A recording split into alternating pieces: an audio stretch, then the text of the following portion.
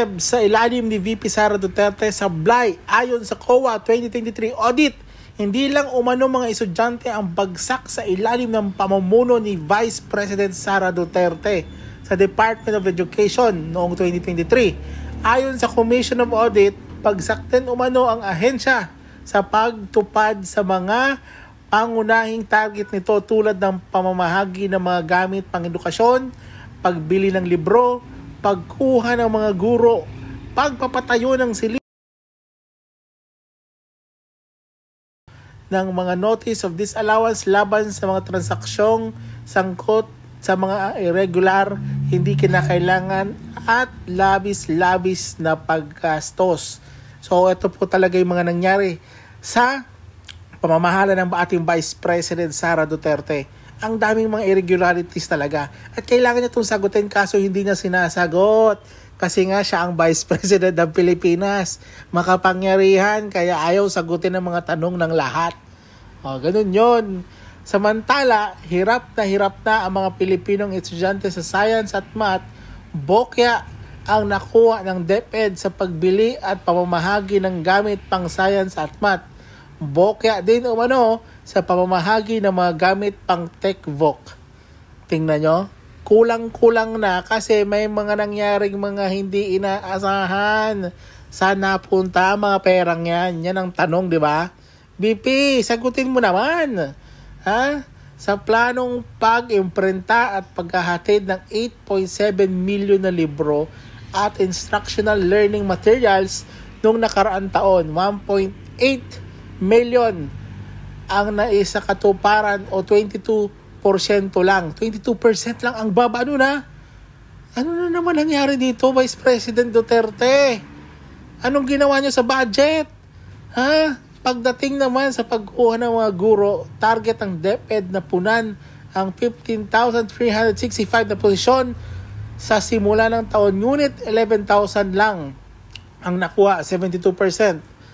Okay, pwede naman yan kahit pa paano kasi may ginawa naman, di lang talaga nakuha lahat. Sige, pagbigyan. Ayon sa 2023 DepEd Performance Indicator, 12,281 lang na bagong silid-aralan ang naitayo o 74% ng target na 16,557 sa ilalim ng Basic Educational Facilities Fund. So, hindi na naman na kompleto. Mayroon na naman ata mga tawag dyan, napunta sa ibang lugar ang budget. Saan kayang bulsa napunta?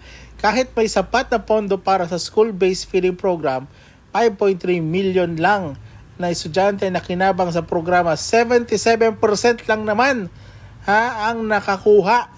Ang target ay 6.9 million dahil sa mga aberya sa procurement at pagkaantala. Diba? Hindi na naman kompleto. Minatikos din ng mga auditor ang umano'y kabiguan ng DepEd na makompleto ang DepEd Enterprise Resource Planning System o DERPS kahit na lumagpas na sa 1 billion ang mga bayad ng Procurement Service Department o Budget and Management. Tingnan mo, sobra-sobra na. Ha? Sumobra-sobra na ang budgeting pero ano na tayo? BP, nung pamamahala mo to, ang daming mga nangyari. Ha? Ano ang plano nyo dito? Hindi magiging stay silent ka na naman ba dito, BP Sara? Tapos ngayon, may plano ka ng kontrahin ang ating mahal na Pangulong BBM. Pero ang dami mong kapalpakan na ginagawa. Ano na yan? Ha? Ito pa, ang DepEd Computerization Program or DCP para sa mga estudyante at guro ay nagulat ng nakapanlulumong budget utilization rate na 50.7% na walang anumang naisakatuparan para sa fiscal year 2023. Hoy, grabe. Ang baba, grabe. The Last Mile School Project, the Last Mile Schools Program o LMSP para sa mga liblib na lugar ay naharap din sa malaking problema dahil 76 sa 98 na pasilidad ang naiulat na hindi pa tapos kahit na nabayaran na ang mobilization fees na umabot sa 211 million. Grabe na naman. Bayad na pero hindi pa tapos Ano na naman ang nangyari sa budget? Saan na naman napunta? Grabe mga pangyayari. Sa kabuuan, sinabi ng COA na ang DepEd sa ilalim ni VP Sara Duterte ay hindi nagamit ng maayos ang pondo, nagsayang ng pera, lumalabag sa mga proseso ng procurement at hindi nagawang pilitin ang mga supplier na sumunod sa mga detalye at target ng paghahatid ayon sa State Auditor. So ano masasabi natin sa mga nangyaring ito? Walang kwentang leader si Vice President Sara Duterte. Yun lang po yun. Kung hindi niya naasikaso yung DepEd, yung pagiging DepEd secretary niya, paano mo pag naging presidente yan? Ano ang silbi ng isang ganyan na tao kung hindi nga maayos itong dito pa lang sa DepEd? Tapos gagawin yung mga leader? Oh, come on. Wake up, guys. Wala. Spoil brat lang po yan talaga si Fiona kahit anong gawin nyo. Yun lang po masasabi ko dito. May mga gamit ang Department of Education kabilang ang mga laptop na nadiskubring 4 na taong nakatenga ayon sa bago nitong kalihim. Hindi rin alam ng mga DepEd official kung saan ginamit ang mahigit 100 milyong pisong confidential funds ng ahensya noong kalihim pa nito si Vice President Sara Duterte. At nakatutok si Jonathan Andal. Sa pagdinig sa Kamara para sa hinihinging budget ng Department of Education para sa susunod na taon, sinabi ni DepEd Secretary Sonny Angara na nagulat siya sa kanyang mga nadiskubre pagkaupo sa pwesto. 1.2 milyong piraso daw ng laptops, libro at iba pang gamit, 4 na taon na raw nakatenga sa warehouse ng kanilang logistics provider. Nagulat ako na 4 years old na pala yung mga gamit doon. Since 2020 pa po yung mga kagamitan doon. So we're doing our best to get them out para hindi mag-deteriorate yung mga materyales, Your Honor.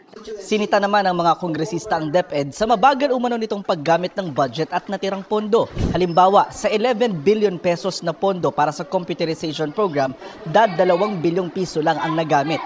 Lalo't sa computer ratio daw ngayon, 30 guro ang nagkakasya sa kada isang computer. Procurement issues po talaga. Could you Sa mga nagpi-fail po ang bidding ng mga learning tools and equipment namin. I really noticed that mabagal ho kami sa procurement. Pansin tuloy ni Representative Stella Kimbo. Ang efficiency pagdating sa spending ng confidential funds ay 143%. Congratulations po. Pero pagdating naman po sa regular funds, napakabagal po.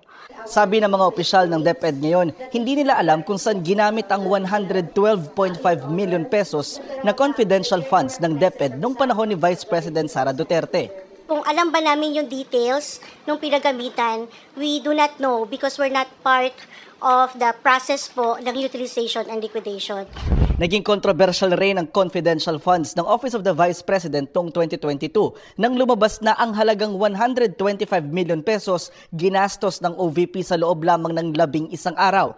Matapos suriin ng Commission on Audit ang liquidation na sinabit ng tanggapan ng bise, nakitang mahigit 73 million pesos dito hindi pumasa. Sa Notice of Disallowance na may petsang August 8, 2024, tinukoy ng COA ang halos 70 million pesos na ibinayad na pabuya na cash, various goods at medisina. Pero wala raw kaukulang isinumitong dokumento para maipakitang tagumpay ang isinagawang pagkalap ng impormasyon at surveillance. Kinuha rin sa confidential funds ang pinambili ng 3.5 million pesos na halaga ng lamesa, silya, computer at printer pero hindi nilinaw ng OVP na gagamitin ang mga ito sa mga confidential activities.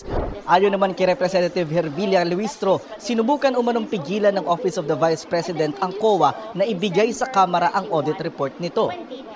Ayaw nila ipalabas kung ano man ang nilalaman nitong audit report that includes the Notice of Disallowances. Ayon kay OVP spokesman Attorney Michael Powa, tutugunan nila ang mga puna ng COA. Yan po ay subject to appeal. In fact, we are given 6 months under COA's own rules to appeal po yung Notice of Disallowance dun sa commission proper mismo. Magpo-provide tayo ng mga additional documents para po maipakita talaga sa COA na wala naman pong maling paggasta ng pera dito. Hinihingan namin ng reaksyon si VP Sara sa mga isyu na lumabas sa pagdinig. Para sa GMA Integrated